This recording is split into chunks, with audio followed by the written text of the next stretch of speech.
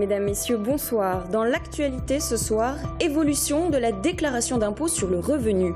Prélèvement à la source en 2018, déclaration en ligne obligatoire en 2019. Quels sont les changements à prévoir dès cette année? Le point dans ce journal. Sport contre Parkinson. Alain Multeau, originaire du Loir-et-Cher, se bat contre la maladie depuis 7 ans. Cycliste passionné, il a pris le départ ce matin d'une boucle de 170 km pour sensibiliser autour de la maladie. Rencontre avec ce sportif dans quelques instants. Déjà 3000 visiteurs venus découvrir l'exposition Fourmis au Muséum d'histoire naturelle de Tours. 13 colonies vivantes y sont présentées. Vous découvrirez dans ce journal leur mode de vie et particularités. Voilà pour les titres, bienvenue à tous. Et on commence par cet accident mortel hier soir sur l'A10. Il s'agit d'un motard âgé de 29 ans de la police municipale de Tours. Au moment de l'accident, l'homme partait en intervention avec un collègue. Pour une raison inexpliquée, il a perdu le contrôle du deux roues et est venu percuter le terre-plein central à l'approche du pont du Cher. La circulation a été coupée, entraînant plusieurs kilomètres de bouchons. Une enquête est en cours pour déterminer les causes de l'accident. Une cellule psychologique a été ouverte. La moto du policier municipal va être expertisée. Le reste de la flotte est lui mobilisé à titre de mesure conservatoire. C'est le 10e accident mortel depuis le début de l'année en Indre-et-Loire.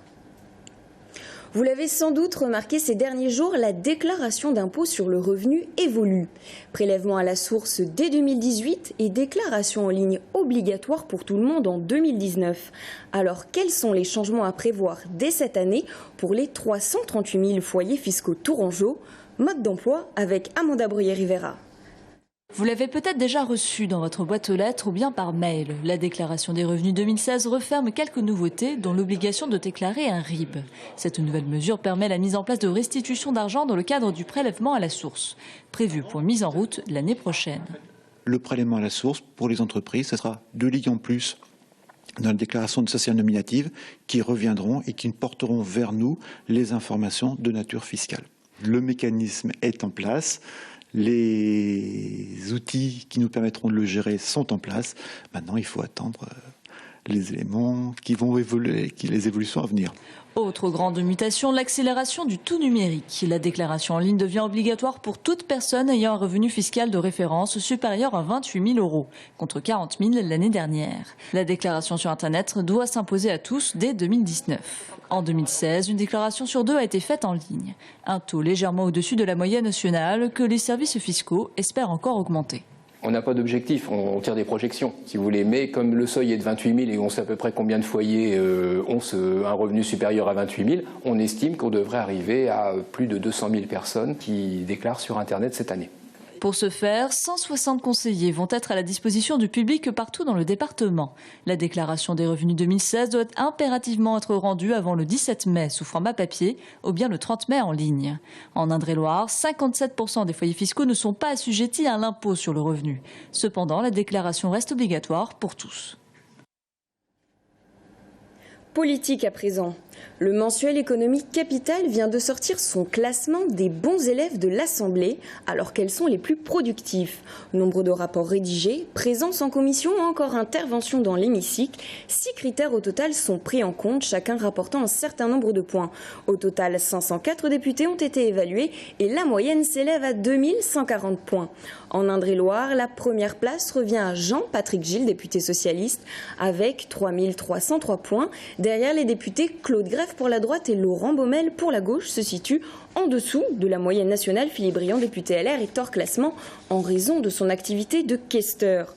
Pour le Loir-et-Cher, la palme de la productivité revient au député socialiste Denis Robillard. Politique toujours, il a su créer la surprise aux primaires des Républicains. François Fillon espère renouveler l'expérience au présidentiel. À 4 jours seulement du premier tour, les candidats de la droite jouent leur va-tout. C'est notre focus présidentiel.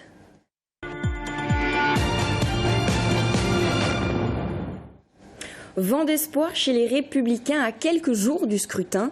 Les militants mettent les bouchées doubles dans la dernière ligne droite, comme sur le marché des Halles où ils tractent régulièrement le programme, rien que le programme, car les affaires, elles, restent collées au costume de Fillon. Florent Clavel. Ce matin-là, sur le carreau des Halles, les Républicains tourangeaux retrouvent un peu de leur sourire. Dans la dernière ligne droite, Fillon, le fan de course d'endurance, s'est mué en pilote de F1. Le voilà qui rattrape les bolides Le Pen et Macron. On l'avait condamné, c'était fini, il était fichu, il ne pouvait plus gagner. Et aujourd'hui, on voit que tout le monde est dans un mouchoir de poche, donc tout est possible aujourd'hui. On peut avoir un Le Pen-Fillon ou un Macron-Fillon. C'est mon candidat, c'est mon programme et j'y crois. Des militants optimistes, mais un optimisme prudent. Les affaires collent encore comme de l'huile de vidange au très cher costume du candidat. Madame, le programme Fillon. Monsieur ? En prison. Dès lors, une stratégie, le fond, rien que le fond. On peut avoir quelques réserves, bien sûr, mais bon, c'est le programme qui compte. Oui. Les affaires, c'est pas les nôtres, c'est celles de François Fillon. Il y a une justice, point, voilà. Nous, on est sur un programme, on est là à le défendre. Un message martelé depuis plusieurs semaines maintenant, entendu par une partie de l'électorat. Tant pis pour les affaires, tant pis pour les magouilles, tant pis pour Pénélope. Donc il faut mettre absolument Fillon en place pour mener à bien notre pays qui est si profondément touché. Un électorat de droite déçu mais qui retrouverait ses esprits dans le secret de l'isoloir. Ce scénario, les militants républicains y croient. Un peu comme Porsche avait remporté une célèbre course automobile chère à François Fillon dans les 5 dernières minutes. Pour lutter contre Parkinson, Alain Multot a choisi son vélo. Cycliste depuis toujours, le Loir-et-Cherien a engagé aujourd'hui une boucle de 170 km pour sensibiliser contre les dangers des médicaments génériques pour soigner sa maladie.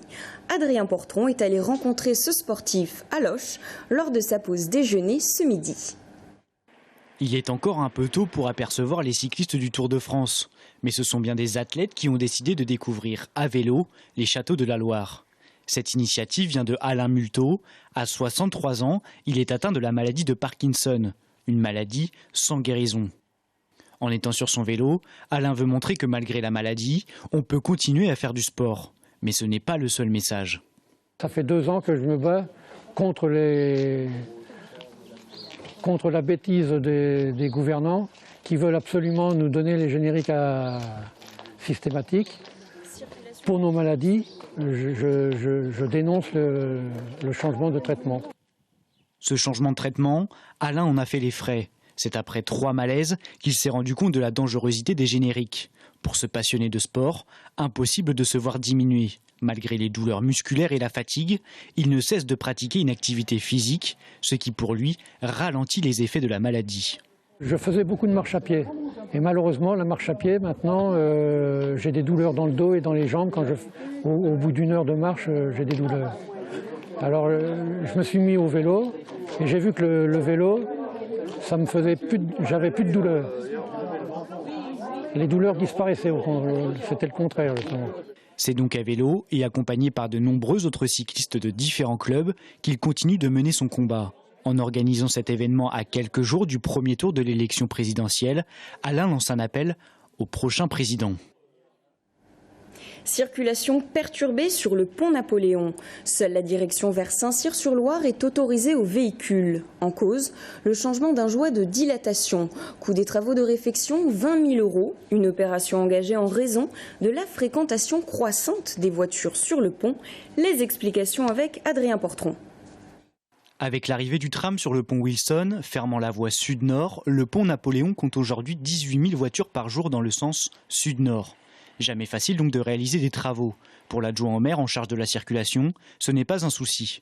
Dans un bâtiment, vous avez des réglages, vous avez des visites de conformité, des visites d'entretien périodiques. Bon voilà, le joint de dilatation, c'est une pièce mécanique, donc il faut de temps en temps ou la réviser, ou la régler, ou la changer quand les pièces sont détériorées. Ces travaux vont durer jusqu'à vendredi, avec une baisse de la circulation sur le pont Napoléon d'environ 40% en période de vacances scolaires. Les travaux ont été intelligemment planifiés pour ne poser aucun problème majeur. La chaussée côté nord est réduite à une voie avec une circulation unique dans le sens sud-nord. Une déviation est mise en place par le quai de Portillon et le pont Wilson. Mais cela va être plus compliqué pour le pont Mirabeau qui va connaître lui aussi des travaux durant le mois de juillet et août 2017 et 2018. Ce sera cette fois-ci le changement de 5 joints de dilatation. Et pour 2018... monter un tout petit peu le tablier, enlever les joints téflon existants, refaire les refaire les têtes de pont, neutraliser la ferraille, recharger en béton et remettre des coussinets sous le tablier et reposer le tout. Vous l'aurez compris, des travaux conséquents qui auront bien évidemment un coût. En ce qui concerne le pont Napoléon, la réparation du joint de dilatation s'élève à 20 000 €. Apparues il y a 120 millions d'années, les fourmis sont aujourd'hui des milliards sur le globe. On compte plus de 200 espèces rien qu'en France. Le Muséum d'histoire naturelle de Tours leur consacre une exposition jusqu'en 2018. 13 colonies vivantes y sont présentées. Objectif, faire découvrir aux visiteurs leur mode de vie et particularités. Audrey Champigny. Elles ne mettent que quelques secondes pour parcourir plusieurs mètres et ne s'arrêtent presque jamais. Au balai incessant de ces petites ouvrières s'ajoute la curiosité de les observer de très près. Dans l'univers des 1001 pattes, on découvre ainsi qu'il y a les fourmis microscopiques, les géantes, il y a celles qui cultivent les champignons, ou bien encore celles au nom rigolo, comme la fourmi tic-tac. C'est une fourmi donc, qui a la particularité d'avoir des mandibules qui peuvent s'ouvrir à peu près à 180 degrés et qui peuvent se refermer extrêmement rapidement comme un piège à loup. Ça se referme, pour vous donner un petit peu une petite anecdote, 45 fois plus rapidement que votre airbag lorsqu'il se déclenche. Donc vous voyez, c'est à peu près 1 milliseconde pour pouvoir se refermer sur un insecte par exemple. D'autres intriguent de par leur apparence. Cette fourmi australienne par exemple a l'abdomen vert et les pattes oranges et a la particularité de tisser des feuilles d'arbres. Au total, ce sont 13 colonies qui sont présentées au Muséum de Tours dans 15 terrariums. À chaque poste d'observation, une loupe pour observer tout ce petit monde et même des bulles pour s'immerger dans la fourmilière. Voir une toute petite fourmi transporter une grosse feuille, enfin, par rapport à elle, c'est un peu bizarre. Ça doit être lourd, tu te dis, mais si elle le transporte, c'est que pour elle, ça va.